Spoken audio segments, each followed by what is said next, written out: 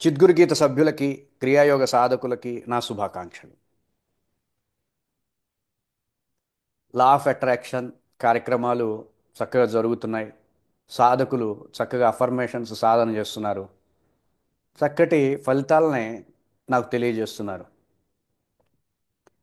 ఈ law of అట్రాక్షన్లో మీ సాధనని మరింత వేగవంతం చేసి, మరింత శీఘ్రంగా మీ సంకల్పాలను సిద్ధింపజేసుకునే విధంగా ఒక టెక్నిక్ని మీకు ఈరోజు చెప్పే ప్రయత్నం చేస్తాను.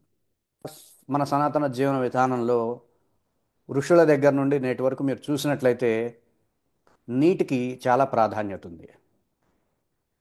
ఈ నీరు ఎందుకు ఇంత గొప్పది, నీరు అనే ఎలిమెంట్కి ఎందుకు అంత ప్రాధాన్యత ఉంది అనేది మీకు ఈ వీడియోలో పూర్తి స్థాయిలో వివరించి చెప్పే ప్రయత్నం చేస్తాను. మనకి పంచభూతాలు ఉన్నాయి. ఈ పంచభూతాలు ఆకాశాద్ వాయు, వాయురగ్ని, అగ్ని ఆపహ, ఆపః పృథివీ, పృథివ్యాత్ ఔషధయ, ఔషధాత్ అన్నం, అన్నాత్ పూరుష అని చెప్పి ఆకాశము నుండి వాయువు, వాయువు నుండి అగ్ని, అగ్ని నుండి నీరు, నీరు నుండి భూమి, భూమి నుండి ఔషధులు, ఔషధుల నుండి పురుషుడు పుడుతున్నాడు అని మనకి వేదం చెప్పినటువంటి మాట. ఈ ఆకాశము నుండి వాయువు పుట్టింది, వాయువు నుండి అగ్ని పుట్టింది, అగ్ని నుండి నీరు పుట్టింది, నీరు నుండి భూమి పుట్టింది అనేది దాని యొక్క సారాంశం. ఈ 5 ఎలిమెంట్స్ ఒకదాని నుండి ఒకటి పుట్టినాయి కదండి. ఈ 5 ఎలిమెంట్స్ గొప్పవే కదా, మరి నీరుకి ఎందుకు అంత ప్రాధాన్యత అనేది ప్రశ్న. మన పూర్వం ఋషులు మీరు గమనించినట్లయితే వాళ్ళు ఎవరినన్నా శపిద్దామన్నా లేదా ఆశీర్వదిద్దామన్నా చక్కగా ఇట్లా చెంబులో నుండి నీళ్లు పోసుకొని మంత్రాలు చదివి వాళ్ళని ఆశీర్వదించేవాళ్ళు. అలాగే ఎవరికైనా శాపం పెట్టాలన్నా ఇట్లా నీళ్లు పోసుకొని శాపం పెట్టేవాళ్ళు. ఇది మీకు గుర్తుండుంటుంది. నీరు అనేది ఆనాటి నుండి ఈనాటి వరకు మనం బ్రాహ్మణుల చేత అప్పుడప్పుడు గ్రహాలకు సంబంధించి జపాలు చేస్తూ ఉంటాం. వాళ్ళు ఏం చేస్తారు, మన పేరు చెప్పి మన గోత్రం చెప్పి మనకు కావాల్సిన ఏ గ్రహానికైతే జపం చేయాలో ఆ గ్రహానికి సంబంధించినటువంటి మంత్రాన్ని, శ్లోకాన్ని ఇన్ని వందల సార్లు, ఇన్ని వేల సార్లు అని జపం చేయిస్తారు. జపం చేసిన తర్వాత ఆ నీళ్లను మనకిస్తారు. అర్థమవుతుందండి. నీళ్లతోనే జపాలు చేసేవాళ్ళు, నీళ్లతోనే సంధ్యావందనం, ఇట్లాంటివన్నీ అంశాలను మీరు గమనించాలి. ఎప్పుడైనా పూజలో కూర్చున్నా సరే ఆయన ముందు పంచపాత్ర, ఉద్ధరిణ ఇవన్నీ ఎందుకుంటాయి? మన తపస్సు, మన మనం చెప్పేటటువంటి మంత్రం, మనం చెప్పేటటువంటి నామం, మనం చేసే మన లోపల కలుగుతున్నటువంటి ప్రతి ఎమోషన్ని ఆ నీరు కనెక్ట్ అవుతుంది. ఈ విషయం మీకు క్లియర్గా చెప్పే ప్రయత్నం చేస్తాను. బట్ సరేనండి, నీరు చాలా గొప్పదే.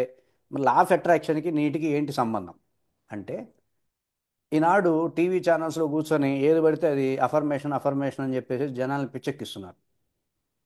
ఒకడు అంటాడు, ఎంతైనా సంపాదిస్తాను, ఎంతైనా ఖర్చు పెడతాను. ఇవి అఫర్మేషన్. ఇలాంటి పిచ్చి పిచ్చి అఫర్మేషన్స్, ఇటువంటి పిచ్చి పిచ్చి వాక్యాలని అఫర్మేషన్ అనకూడదు. అఫర్మేషన్ అనేది ఒక సైన్స్. అర్థం చేసుకోండి. అఫర్మేషన్ అనేది దేని పడితే దాన్ని అనకూడదు. దానికి అఫర్మేషన్కి ఒక సైన్స్ ఉంది, చక్కగా వ్యవస్థ ఉంది. మన పూర్వీకులే అఫర్మేషన్స్ యొక్క సైన్స్ని ఇది అని నిర్ధారించారు.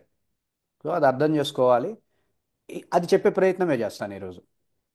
సో మనం అఫర్మేషన్లో ఏమేమి ఉండాలనుకుంటున్నాము? ఎమోషన్ ఉండాలి. అయితే ఈ భూమికి కానీ, వాయువుకి కానీ, అగ్నికి కానీ, ఆకాశానికి కానీ ఈ 5 అంశాలకు కనెక్ట్ అవ్వేటటువంటి లక్షణం లేదు. కేవలం నీరు మాత్రమే, నీటికి మాత్రమే మన ఎమోషన్ కనెక్ట్ అవుతుంది. అందుకే నీటికి మన సనాతన జీవన విధానంలో చాలా చాలా చాలా ప్రాధాన్యత ఉంది. ఉదయాన్నే లేచిన దగ్గర నుండి, ఉషఃపానం దగ్గర నుండి స్నానాది సంధ్యాది కాలాల్లో నీటిని మనం కొలుస్తాం. గంగే చ యమునే చైవ గోదావరి సరస్వతి నర్మదే సింధు కావేరి జలేస్మిన్ సన్నిధిం కురు అని ఇట్లా నీళ్ళని మనం ఆరాధిస్తాం. పుష్కరాలలో నీళ్ళని ఆరాధిస్తాం. నీళ్ళని ఆరాధనగా ఎందుకు ఉంచుకుంటున్నామంటే నీటికి ఈ విధమైనటువంటి వైవిధ్యమైనటువంటి లక్షణం ఉంది. నీ యొక్క ఎమోషన్కి కనెక్ట్ అవుతుంది నీరు. నీ యొక్క ఎమోషన్కి కనెక్ట్ అవుతుంది. ఎప్పుడైనా మీరు గమనించండి, మీరు ప్రశాంతంగా ఉన్నప్పుడు నీళ్ళకి సంబంధించినటువంటి అంశాలు చూసినప్పుడు ఆ నీళ్లు కూడా ప్రశాంతంగా ఉంటాయి. మీరు కోపం పడుతుంటే ఆ నీళ్లు కూడా చిందుతుంటాయి, ఎక్కువ చిందుతుంటాయి. గమనించండి, మీ ఎమోషన్కి కనెక్ట్ అవుతుంది. అలా కనెక్ట్ అయ్యేటటువంటి ఒక ఎలిమెంట్ నీళ్లు. మరి అటువంటి నీళ్ళని కూడా మనం లా ఆఫ్ అట్రాక్షన్ని చక్కగా శీఘ్రంగా సంకల్పాలను సిద్ధించుకునేందుకు ఒక మెథడ్గా ఉపయోగించవచ్చు అంటారా, ఉపయోగించకూడదు అంటారా? ఉపయోగించాలి. అది ఎలా? నేను ఒక 4-5 సంవత్సరాల క్రితం నుండి ఉదయాన్నే లేచి ఉషఃపానం అలవాటు ఉంది. చక్కగా నేనేం చేస్తానంటే చక్కగా నీళ్లు తీసుకొని, నేను అఫర్మేషన్స్ మీ అందరికీ తెలుసు, చక్కగా కాగితం మీద రాసుకుంటే చాలాసార్లు చూపించాను మీకు. నా అఫర్మేషన్స్కి ఒక పేపర్ తీసుకొని ఆ పేపరు పూర్తి స్థాయిలో అఫర్మేషన్స్ రాసుకుంటాను. 10-15 అఫర్మేషన్స్ రాసుకుంటాం. రాసుకొని ఆ అఫర్మేషన్స్ అక్కడ చూస్తూ నెమ్మదిగా తాగుతూ అఫర్మేషన్ చూస్తూ చేయడం అనేది చాలా గొప్ప ఫలితాలను ఇచ్చింది నాకు.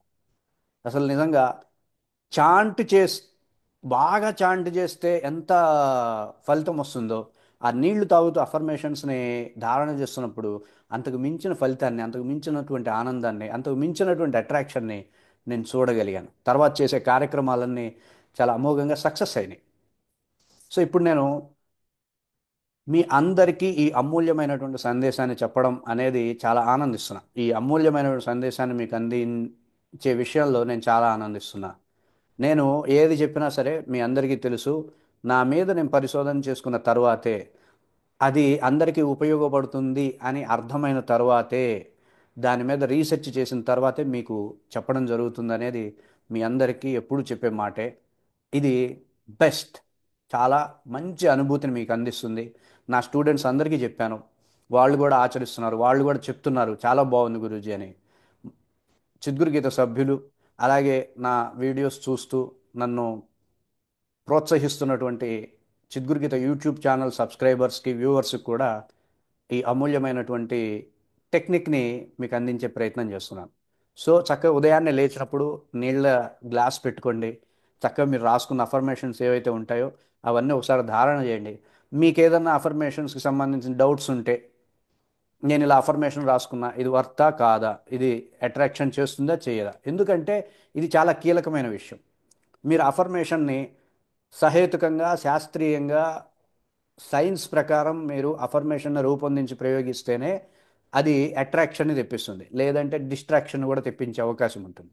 సో అఫర్మేషన్స్ సాధన చేసేటప్పుడు, లా ఆఫ్ అట్రాక్షన్ సాధన చేసేటప్పుడు మీరు గుర్తించండి, ఎవడేది చెప్తే అది అఫర్మేషన్గా పెట్టి మీరు చెప్పకూడదు. 1 పాయింట్.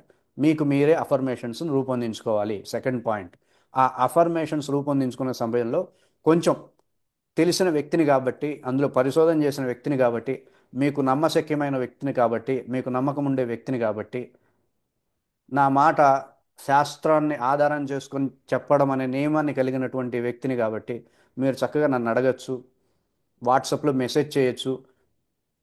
మీరు రూపొందించినటువంటి అఫర్మేషన్స్ నాకు వాట్సాప్లో చేస్తే నేను కొన్ని మెథడ్స్ని, కొన్ని టెక్నిక్స్ని ఎలా చేస్తే బాగుంటుంది అనేటటువంటి అంశాలను మీకు గైడ్ చేయడానికి నేను ఎప్పుడు సిద్ధంగా ఉంటాను, రెడీగా ఉంటాను. సో ఉషఃపానాన్ని మీరు ఈసారి నుండి అఫర్మేషన్స్తో చేస్తారని మనస్ఫూర్తిగా ఆశిస్తున్నాను. చక్కగా చెయ్యండి. అఫర్మేషన్స్ని మించిన సాధన ఇంకొకటి లేదు. అర్థమవుతుందండి? అఫర్మేషన్స్ని మించినటువంటి సాధన, అఫర్మేషన్స్తో సమానమయ్యే సాధన ఏమీ లేదు.